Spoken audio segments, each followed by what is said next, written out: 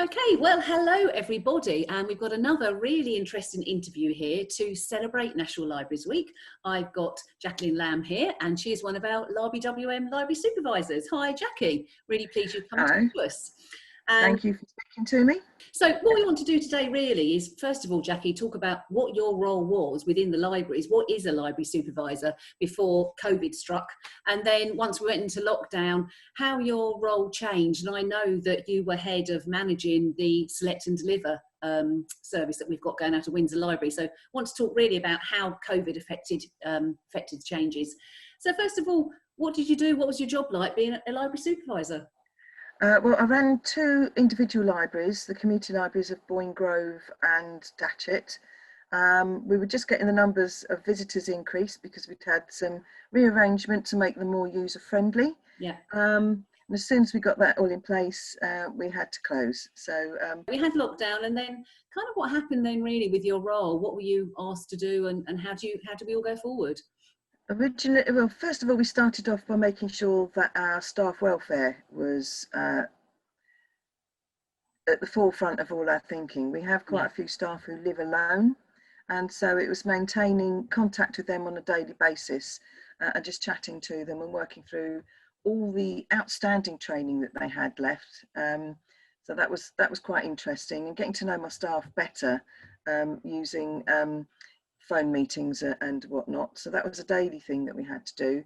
We then took on the welfare calls, and I was one of the inbound call operators, which means that anybody that was in any kind of distress or needed help and advice, I was on the end of the phone on a shifted system to speak to them, talk to them, take them through what they needed to do for the next step of whatever it was they needed, to make sure that they got their food, that their medicines were supplied.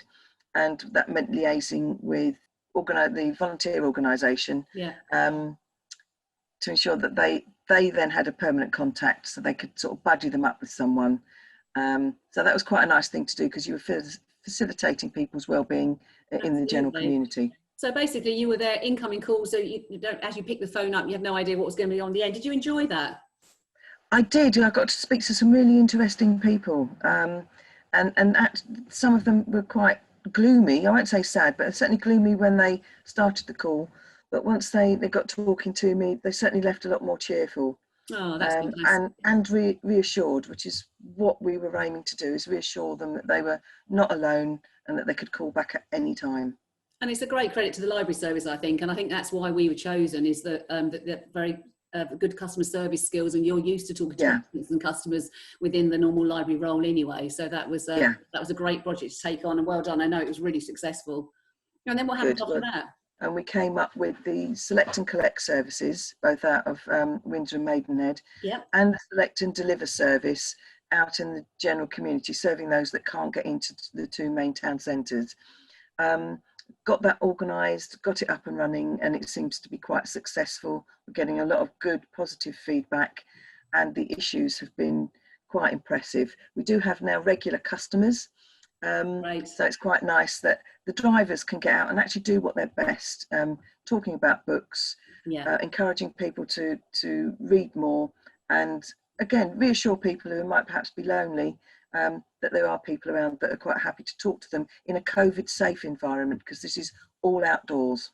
That's fantastic. And that is the other nice thing, isn't it, as well, that not only do we obviously deliver books and talk about books, we're all passionate about reading, but I think with COVID, I think we realised that actually the libraries also offer a community link. As you said, there are a lot of people that living out there on their own, and we address social isolation as well. So the whole Select and Deliver process has been fantastic. Those people that still don't want to come into the town centre, they've still got places that are easy to reach to collect books from a safe source.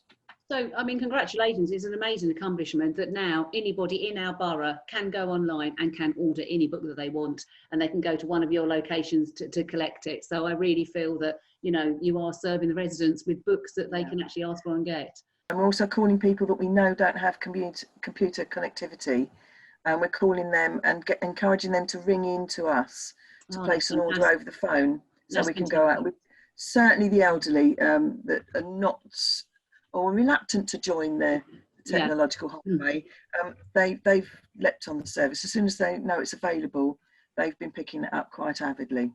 That's fantastic. Well, thanks very much for talking to us about it. And it's just really nice to know that despite COVID, the library service has continued. And as you've said, whether it's via telephone or nipping in or literally ordering online, we can still get books across to our residents. Okay, Jackie. And then finally, we are a library service after all. I can't dine to ask you, what are you actually reading? What can you recommend at the moment? Currently, I am rereading Lord of the Rings. Wow. I've seen the film many times. But I keep thinking there's bits they're missing out in the film and they've got it in the wrong order. So I thought I'd reread it entirely for myself, and have been reconnected with the wonderful character of Tom Bombadil, who appears very early in the book.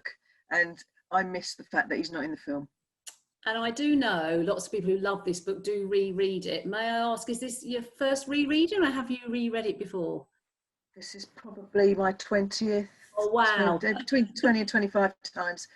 I've read it so often. This is my 5th copy of the book. Oh, that's the others amazing. The others have fallen apart. It's one of those go-to books. This is my fun one, but I also go back to Far From the Madding Crowd quite often as well. But I have a hard copy of that given to me by my English teacher when I was 13, and I keep rereading that one as well.